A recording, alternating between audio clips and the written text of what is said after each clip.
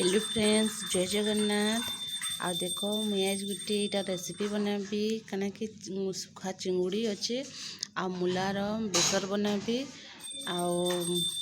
देखूँ आप नहीं बनई सो सियोर बनाबे एंता बनई खाई देखिए, बहुत टेस्टी लग्सी।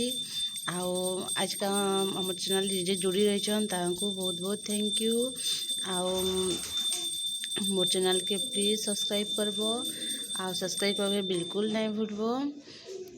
देखुन मुई इति रेसिपी केंता केंता बनाऊे जे आपण मैं देखुन आ भल लागबा ले सियोर कमेंट करते बताबे।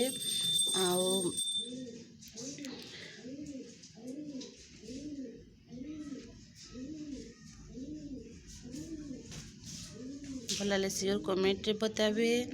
मुझे के बाछी बुचा सारसी तार मुई देखुचे केंता केंता मुझे बनासी जे देखुन। देख मुई काटिक सारी देछे मुला के, इटा मुला इटा धुई सारी चिंगुड़ी इटा टमाटर काटिछे आ मसला ती नहीं मुई पियाज फाले अदा मिर्चा लहसुन आउ सुरसो एतकी मुई मसला पेस्ट बनाबी बनाबी। देखो फ्रेंड्स मुई यहाँ मुला के सिझे रखी देछे, बिल्कुल तार पान टा नहीं पके मुई इति अच्छे न तार पान।